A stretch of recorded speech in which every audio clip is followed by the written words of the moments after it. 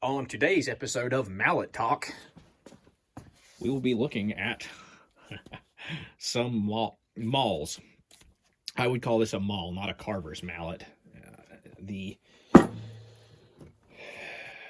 These are truly very crude hickory mauls, more intended for use with the fro more than anything else. The fro, and if you're being really traditional, wooden gluts, which is like a wooden wedge, or even iron wedges. Now, I am guilty of using a steel sledgehammer on iron wedges, which does mushroom them over, but you can actually use, if you've got a heavy enough maul, this one does work fairly well if you want to preserve the life of your iron wedges. So these are really crude, very quickly, cheaply made. I say cheaply, you just need a hickory branch. I don't want to call them disposable, because I've had these for a while, but a very quickly worn out tool compared to something like a knife or a plane. But the way these are made are pretty obvious. You just saw around, you take a log that was about, obviously, yay big, then you saw around here, and then hew down the wood with whatever your tools are, draw knives, axes. You can do this entirely with an axe, where you carve a notch. I was pretty lazy with this one. I don't remember exactly, but I'm pretty sure it looks like it. Pretty sure I did this one with a chainsaw, because this was back when I was making my Roman planing bench, my Roman workbench, and I just really needed one fast. And the reason they're black is because they've been torched with a MAP gas torch or propane. Rather than having to sand these, so hickory is very, very stringy and very prone to tear out.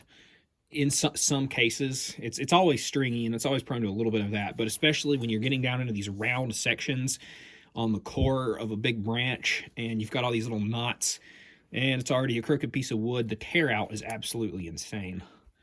Even with extra sharp draw knives and spoke shaves, you're just not going to get the core of it very smooth. It's not like carving a handle out of a nice quarter section where you can get the perfectly smooth with no need for sanding at all. But torching it just takes all the sharp edges out of it and makes it really easy, makes a really easy finish that's nice and smooth. I'm not going to get splinters on this, and you can see I've kind of whittled away if there was some sharp place. But that's why it's like that. Both of them are the same. These came from different hickory trees. This is actually part of the tree that my Roman workbench is made out of. But as I say, I find myself using this big heavy one almost exclusively for the fro now.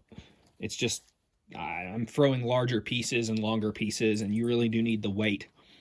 And, it's even heavy enough to drive wedges if you have to. And I've used this one a lot. This is my first one. This one actually came from a sapling I cut. But clearly I've used it heavily, but it's still got plenty of life left in it, and I have been using it with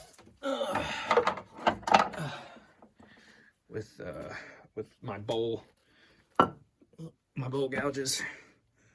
These are my forged bowl gouges. You wouldn't think these would hold up the way they're built, not being socketed, but I've used them heavily for several bowls now, and they're quite robust. Of course, I am very good at, if I do say so myself, hardening and tempering steel, so the steel composition is very good. Say what you will about the peening marks, but anyway, so and that's what I'm primarily using this one for now, or just lighter mallet tasks. It is sort of like a carver's mallet, but really more of a maul. Then that's my very old standard kind of entry-level workshop mallet made like my grandpa, rather than going all the way through. I made like my grandpa showed me how to make them. You just drill about halfway through and put some finish nails in there to hold the thing in. This I made when I was about 14. It's made out of black locust, and surprising to me that it's still functional, and I have used this heavily for a long time. You can see it's not perfect. I've made a lot of mallets since on the lathe. I've sold a bunch of them and given them away to people. Persimmon, usually a persimmon head with a hickory handle is what I've done, but I haven't kept any for myself. So, because this one works just fine. It's just not as pretty. It's kind of an older thing, but it's got sentimental value to me because I made it so long ago. But black locust has a problem with splitting out on the end grain or being brittle at times or brash. And it's really remarkable that this one I haven't busted the top off of this one somehow. Well, you can see, in fact, it wasn't originally like that, I don't think. It does have a chip. It does have a chip right there. So, hasn't come out entirely unscathed, but so I use that for chiseling on spoons and lighter duty things. But that brings me to my last point. I really want to make myself a new chisel out of a really nice, heavy, dense piece of tropical hardwood. Specifically, Lignum vitae. That's the botanical name, Guaiacum officinale. This is true lignum. Let me set these other pieces down. This is true lignum. You can see it's in wax. You can see that beautiful grain. And this is my favorite tropical hardwood. I love this stuff. Of course, it's almost impossible to get now, except for secondhand. You can't import this anymore. It's CITES regulation or what have you. But unbelievably heavy stuff. Feels like I'm holding a brick. In fact, it's probably heavier than a brick. But this obviously isn't really good mallet stock. This is a bowl blank. Really nice piece, and probably I'll just save for the collection, but move, girl. But I've got 5 or 6 of these smaller pieces, and I'm wondering if I can't glue some of this together.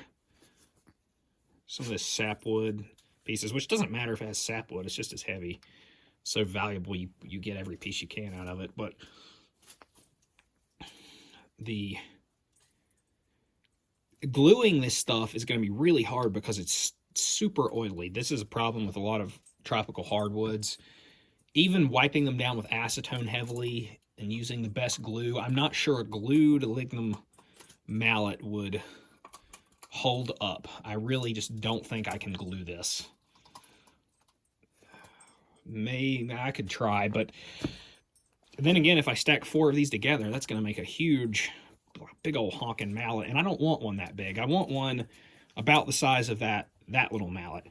So, trying to figure something out. I could potentially, and I may do this for a detailed mallet, is just to take one of these small pieces and cut it, cut it down just a little bit, maybe right there, and use it as a finer detail mallet, because these things are so dense. Even if a little piece like this has more weight than that head has in it, so it's just going to be a smaller surface.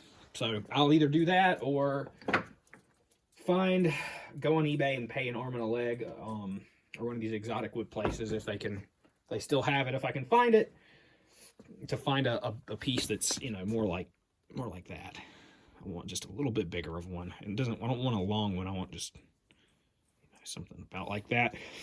Could use Vera wood, which is they call it Argentine lignum, which it's closely related, but it's in the Bolnesia genus rather than the Guaiacum genus. Very similar. And these things smell fantastic. I love, this is one of my, it smells wonderful. I find the Vera wood to smell a little bit too perfumey. But in fact, think about it. My pocket knife has a handle made out of Vera wood, and I can still smell it. Yeah, but that's Vera wood compared to